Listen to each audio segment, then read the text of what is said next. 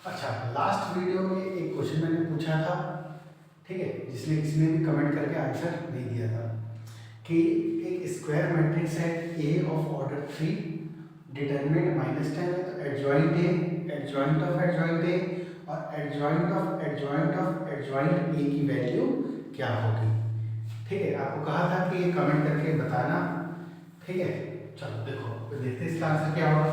तो सबसे पहला एडजॉइंट ए का डिटरमिनेंट, तो एडजॉइंट ए का डिटरमिनेंट क्या होता है, डिटरमिनेंट ऑफ ए की पावर n-1। n कितना दे रखा है, तो ये n है हमारा, ठीक है, तो 3 पुट कर दो, डिटरमिनेंट एक 10 दे रखा है, -10 की पावर 3 - 1 यानी -10 की पावर 2 दैट इज 100।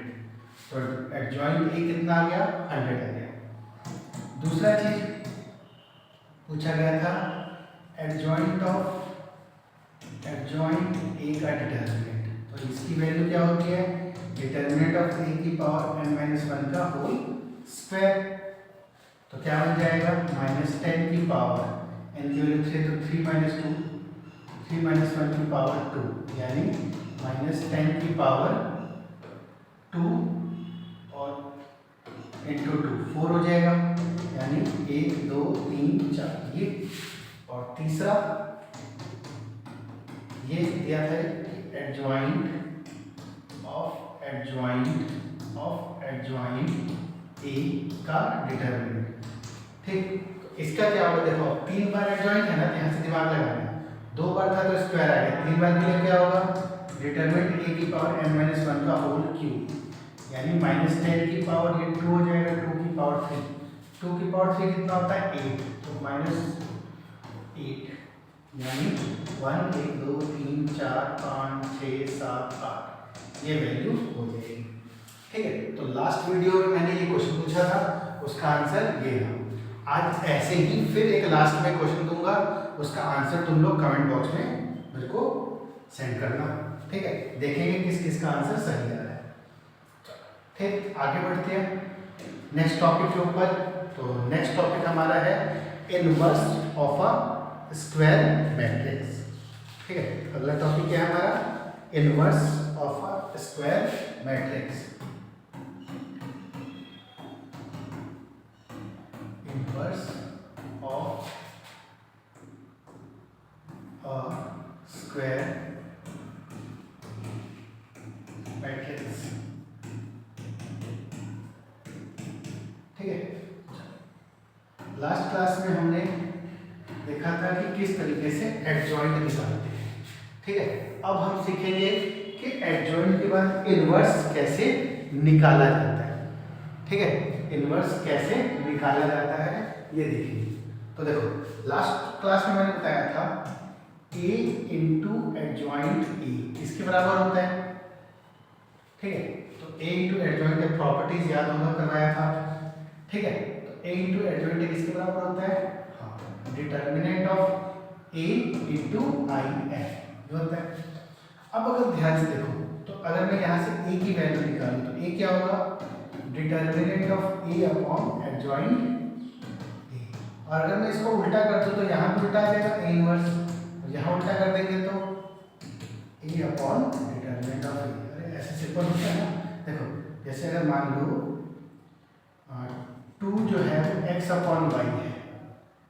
ठीक है, अगर 2/3 x अपॉन y है तो 3/2 क्या हो जाएगा, या इसको ऐसे भी देख लो 3/2 y अपॉन x हो जाएगा। और इसी 3/2 को मैं इसके हिसाब से क्या लिख सकता हूँ, 2/3 की पावर -1 y/x। तो वही काम इधर भी किया, इसको उल्टा किया तो रेसिप्रोकल, रेसिप्रोकल का मतलब पावर -1। समझ में आया। तो ये हमारा इनवर्स का फॉर्मूला होता है, adjoint a upon determinant a। ठीक है, समझ में आया। ठीक है, इसके ऊपर क्वेश्चन देखते हैं पहले, फिर आगे इसकी प्रॉपर्टीज भी डिस्कस करेंगे। ठीक है, और इस वीडियो के रिगार्डिंग जो भी आपके डाउट होते हैं वो ज़रूर आप सेंड कीजिए, मैं हर वीडियो में ये कहता हूँ।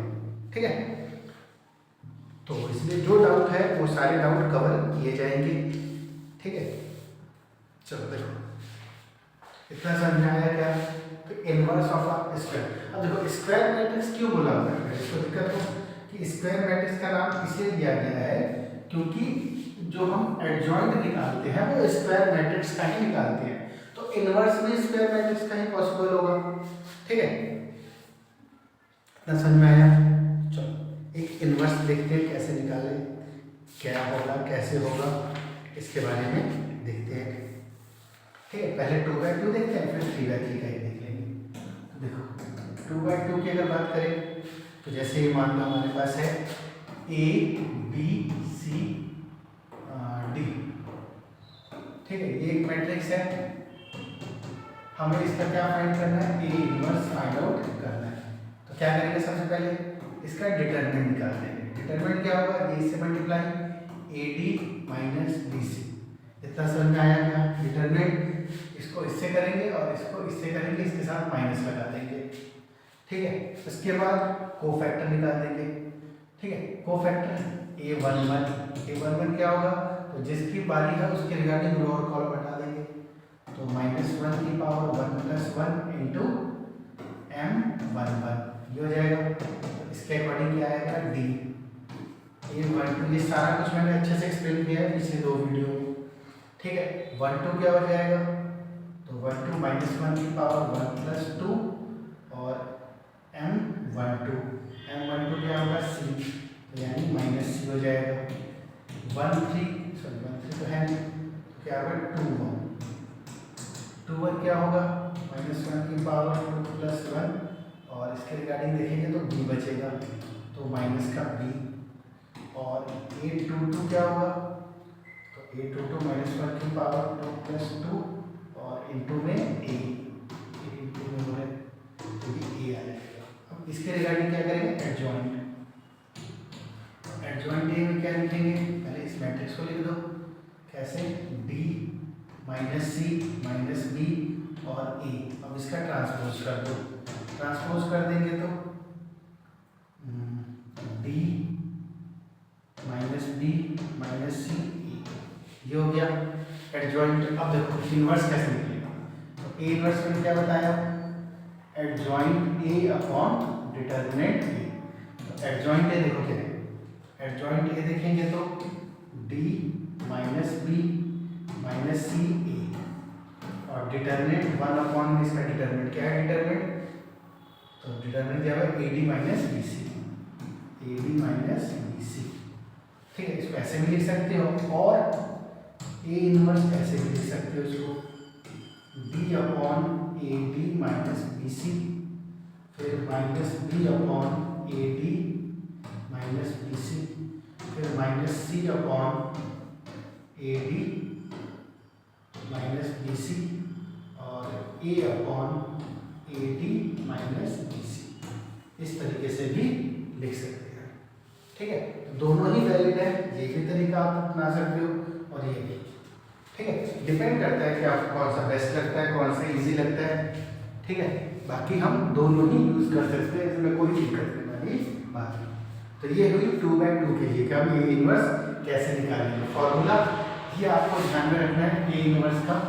ठीक है, इसी के अकॉर्डिंग क्वेश्चन हो जाता है। चलो एक 3/3 की मैट्रिक्स देखते हैं, उसके अकॉर्डिंग A इनवर्स कैसे निकालेंगे। ठीक है, एक 3/3 की मैट्रिक्स देखते हैं कि उसके अकॉर्डिंग हम A इनवर्स कैसे निकालें जाएंगे। सपोज करो A मैट्रिक्स दिया हुआ है 3/3 में 3 - 2 3 3 - 2 3 फिर 2 1 - 1 4 - 3 2 4 - 3 2। ठीक है, अब इसका A इनवर्स निकालना है, क्वेश्चन वही होगा, फाइंड A इनवर्स। ठीक, तो देखो क्या करेंगे, सबसे पहले डिटरमिनेंट निकाल देंगे। डिटरमिनेंट बार बार बताया, प्लस माइनस प्लस। ठीक है, तो 3 इसके रिगार्डिंग रो और कॉलम हटा दो, तो 2 - 3 3 फिर -2 और यहाँ पे ये गया 4 + 4 फिर +3 ये और ये हटा दो, -6 - 4। ठीक, देखते क्या बचता है, -3 यहाँ से बचा, 8 2 ज़ा 16 प्लस 16 यहाँ बचा, यहाँ पे 10 माइनस 30, तो 33 में से 16 गया 17, तो माइनस का 17 हमारा डिटर्मिनेंट निकल कर आ गया। अब इसके कोफैक्टर की बारी, कोफैक्टर में a11 क्या होगा, ये और ये हटा दो तो क्या आएगा। अब डायरेक्ट में फॉर्मूला देखो, बार बार जैसे मैंने बताया था, अगर ये इवन है तो एज इट इज माइनर वाला हो जाएगा, ऑड है तो माइनर का साइन चेंज, ठीक है। 1 + 1 और माइनर कितना आ रहा है, -1, तो -1 ही हो जाएगा। a12 कितना होगा, तो डायरेक्ट अगर लिखूं तो माइनस का 8 आ जाएगा। a13 अगर देखा जाए तो माइनस का 10 आ जाएगा। a21 अगर देखो तो ये और ये गया -4 और -4 + 9, तो 5 माइनस का 5 आ जाएगा, ठीक है। a22 ये और ये गया 6 -12 -6, a23 ये और ये गया -9 + 8, तो -1, तो 1, a31 क्या होगा, ये चला गया 2 -3 -1, ठीक है, समझ में आ रहा है। इसी तरीके से अगला a32 के लिए ये और ये चला गया -3 -6 -9, और ये तो 9 आ जाएगा। a33 ये और ये चला गया 3 + 4 7। अब इसको मैट्रिक्स में बना दो, तो A इन्वर्स = एडजॉइंट, उससे पहले चलो एडजॉइंट निकालें तो फिर इन्वर्स, इसका एडजॉइंट क्या निकलेगा, एडजॉइंट है इसको मैट्रिक्स में बना दो, -1 then -8 -10 फिर -5 -6 1 फिर -1 9 और 7, और इसका ट्रांसपोज कर देंगे तो एडजॉइंट ये क्या आएगा, इसका ट्रांसपोज करेंगे तो -1 -8 -10 -5 -6 1 -1 9 7, ठीक है। अब इसके बाद इसका इन्वर्स, अब इन्वर्स के लिए क्या करेंगे, ए इन्वर्स के लिए तो 1 डिटरमिनेंट कितना आया था -17, और बाकी ये लिख दो -1 -5 -1 -8 -6 9 7 1 -10, तो ये हमारा आंसर हो जाएगा, ठीक है। तो इस तरीके से हम एक एक करके स्टेप बाय स्टेप आंसर निकाल देंगे। समझ में आया कि नहीं आया, ठीक है, ध्यान से देखो, समझ में आया ये इतना, ठीक है। तो ये था हमारा इन्वर्स निकालने का तरीका, ठीक है। अब इसकी प्रॉपर्टीज के बारे में डिस्कस कर लेते हैं, क्योंकि प्रॉपर्टीज बहुत इंपॉर्टेंट है, ठीक है, from the examination point of view, ठीक है। इसके रिगार्डिंग प्रॉपर्टीज आपको पता होनी ही चाहिए, ठीक है। तो प्रॉपर्टीज पे बढ़ते हैं। Properties of a inverse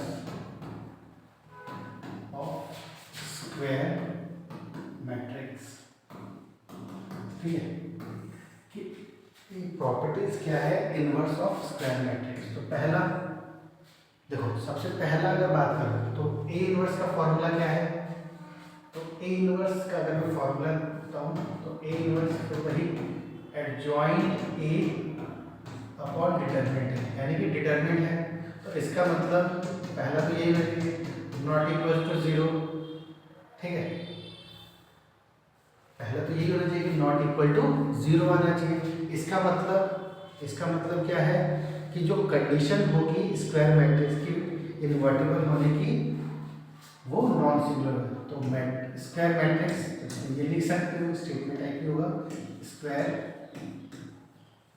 matrix should be non singular for invertible for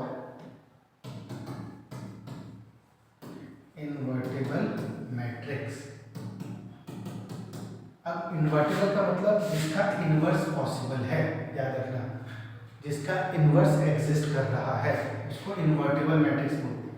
तो इन्वर्टिबल कब होगा? जब नॉन सिंगुलर होगा। नॉन सिंगुलर क्या होता है? जिसका डिटरमिनेंट नॉट इक्वल्स टू 0 होता है। सिंगुलर क्या होता है?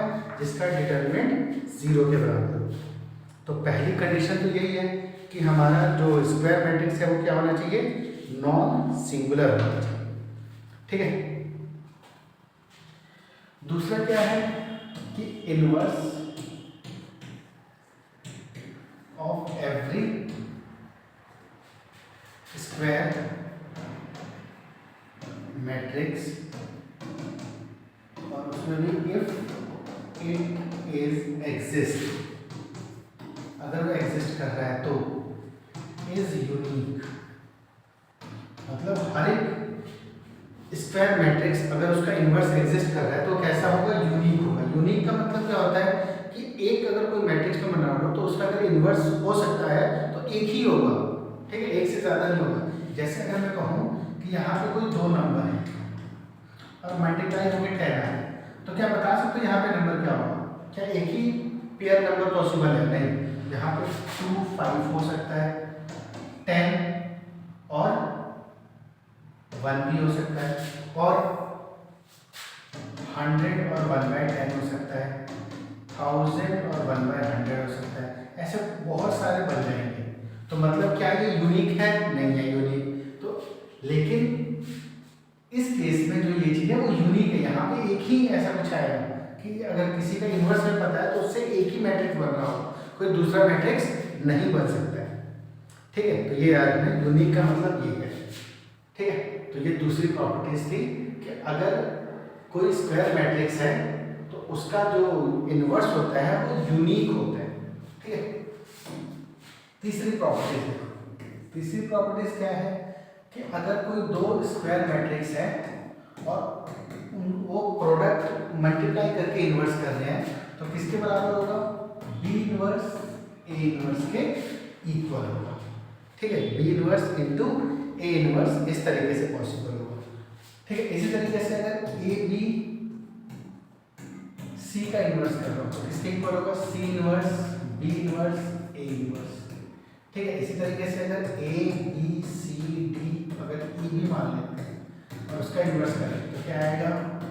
ई inverse then D inverse then C inverse then B inverse then A inverse. उल्टा ऑर्डर चलेगा और ये मल्टीप्लाई में है, ध्यान रखिए, ये सारा मल्टीप्लाई में है। ठीक है, तो इस तरीके से तो ये तीसरा था। चौथा को बोलते हैं लॉज ऑफ कैंसलेशन। ठीक है, मतलब कि जो लॉज है कैंसल आउट करने का।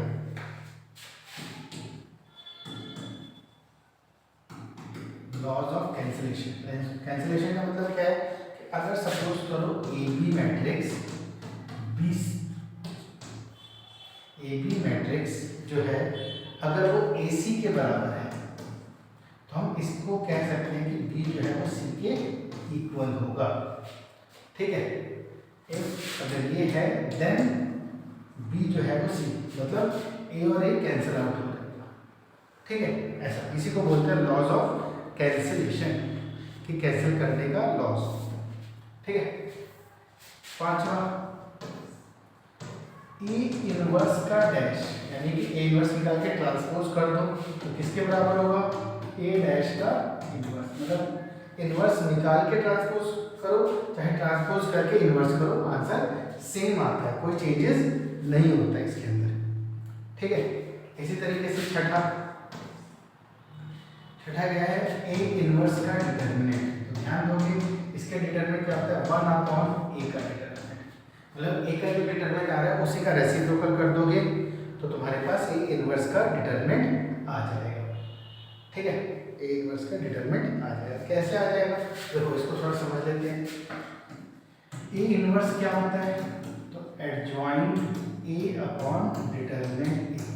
अब यहाँ पर मैं डिटरमिनेंट लगा दूँ ऐसे, तो ए इनवर्स का डिटरमिनेंट। अब यहाँ पे क्या होगा? देखो तो एडजॉइंट ए का डिटरमिनेंट क्या होता है? ए की पावर n-1 अपॉन ए, ये हो जाएगा। ठीक, अपॉन में a की पावर n, क्योंकि ये ऑर्डर वाला है तो यहाँ से जब निकालेंगे तो उसका लिख सकते हैं 1 अपॉन a की power n minus n plus 1, क्योंकि ये नीचे आएगा तो साइन चेंज हो जाएगा, n से n कैंसिल आउट। ठीक है, n से n कैंसिल आउट तो क्या बचा 1 बाय डिटर्मिनेंट ऑफ a। ठीक है, अगला प्रॉपर्टीज ये होता है हमारे पास। इसका क्या कह रहा है कि अगर कोई मैट्रिक्स है सिमेट्रिक तो उसका इन्वर्स भी सिमेट्रिक होगा। ठीक है, if A is symmetric then A inverse is also symmetric। A inverse भी क्या होगा, सिमेट्रिक ही होगा। अच्छा, अगला क्या कहता है कि A इंटू ए इनवर्स जो होता है वो A इनवर्स इंटू A और I n के बराबर होता है, ये भी ध्यान रखें। A इंटू ए इनवर्स या A इनवर्स इंटू A किसके बराबर होगा, I n मतलब आइडेंटिटी मैट्रिक्स के बराबर होता है। ठीक है,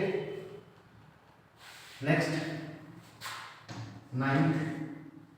ठीक है, नाइन्थ क्या है हमारे पास, अगर A इनवर्स का मैं इनवर्स निकालूं तो A के बराबर होता है। ठीक है, A इनवर्स का इनवर्स किसके बराबर होगा, A के बराबर होता है। ठीक है, तो ये कुछ बेसिक्स प्रॉपर्टीज थी हमारी, ये जरूर आप लोगों को पता होनी चाहिए। टोटल 9 प्रॉपर्टी है, 1 2 देन इसमें देखा जाए तो 2 के बाद ये 3 4 5 6 7 8 9। ठीक है, तो टोटल 9 प्रॉपर्टीज एग्जिस्ट करती है हमारी। ठीक है, आई होप अच्छे समझ में आया होगा ये इनवर्स ऑफ द मैट्रिक्स का। एक और क्वेश्चन इसके ऊपर देखते हैं। देखो, बड़ा इंपॉर्टेंट क्वेश्चन है।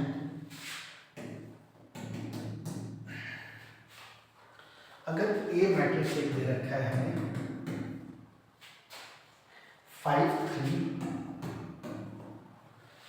3 -1 -2।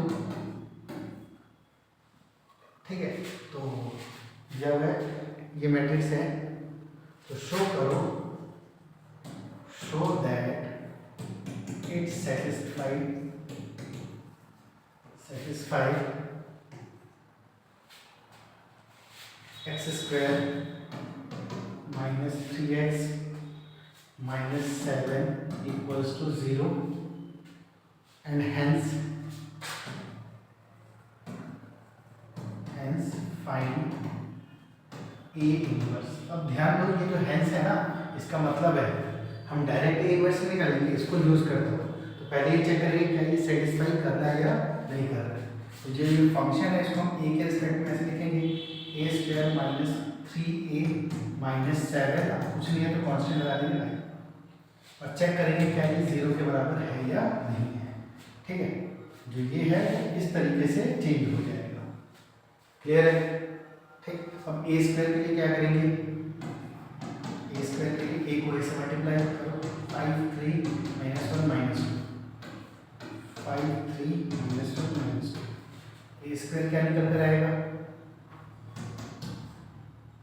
5 5 are 25 minus 3 15 minus 6 minus 5 plus 2 minus 3 plus 4, हो जाएगा हमारे पास 22 9 minus 3 1। ठीक है, तो a स्क्वायर ये हो गया हमारे पास। इसके बाद अगर 3a की बात करें तो 3a क्या होगा, a को 3 से मल्टीप्लाई कर दो, a ये रहा, इसको 3 टाइम्स करेंगे तो 15 9 -3 -6 और 7i क्या होगा, तो 7 0 0 7। अब ये सारी वैल्यूज को इस इक्वेशन में पुट करना है,